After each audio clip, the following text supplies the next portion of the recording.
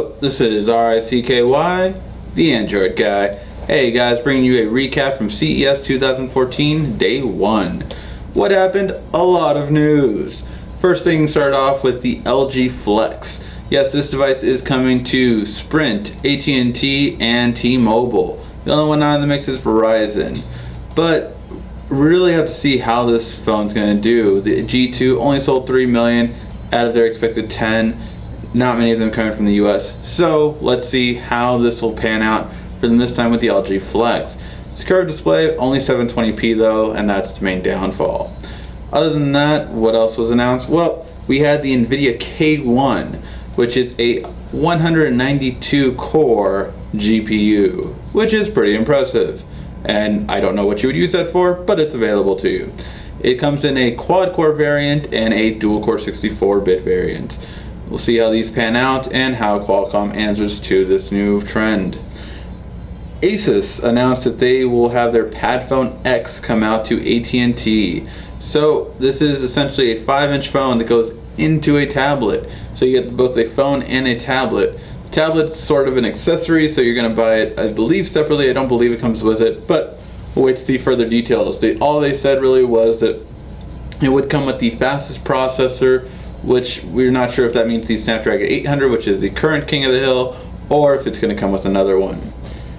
Other than that, Asus had a couple of other announcements, including their PadFone Mini, which is lackluster in specs. It has a 480 by 800 screen. Even the tablet version of it, it's like a 1280 by 720 8-inch screen, and it's really not as impressive as the PadFone X. I'm really not sure where they're going with this unless it's really a price point variant, and then it makes sense.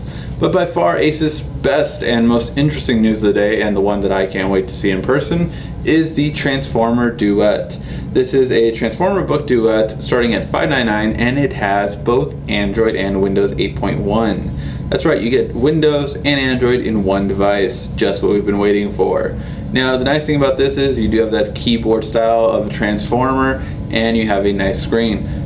And you can customize it all the way up to an i7 processor. No word on how much that'll cost with the i7 and the 128 gigs of storage, solid state, and all the bells and whistles, but we're really interested to see how this all prices out. Other than that, who else announced tablets? Samsung announced tablets. They announced a couple of things, including the Pro series, which is their biggest event.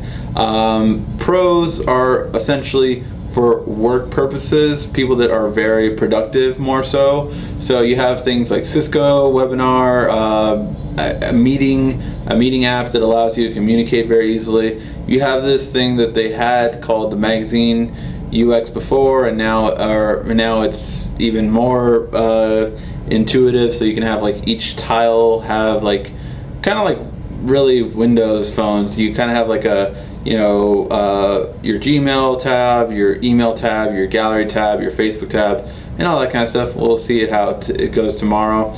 But essentially, the Pro series is all about work environment and more productivity.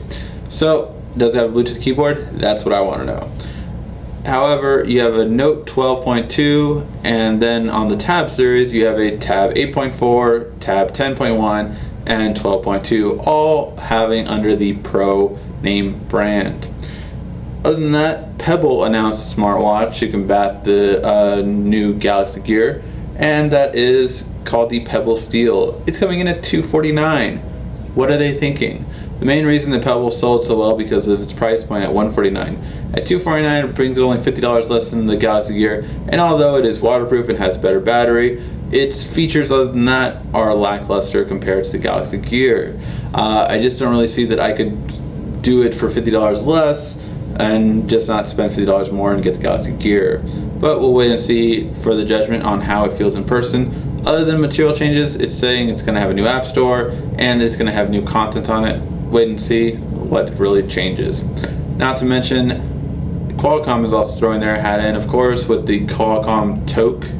I believe it's called TOQ, and that one is finally dropped $50 to match the Galaxy Gear. Before it was coming in at $349, which no one was going to buy. So they're now doing it at $299, comparing to the Galaxy Gear, It's really interesting. I really have to get my hands on it and see if Qualcomm is actually going to be able to distribute it to more places than just online. They really have to have distributors like Best Buy, carrier stores actually support it, just like the Galaxy Gear did, to be successful.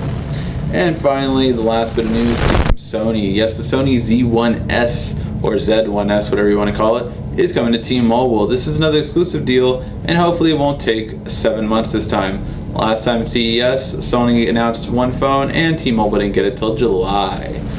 Hopefully this is going to be better, and we will see how it does.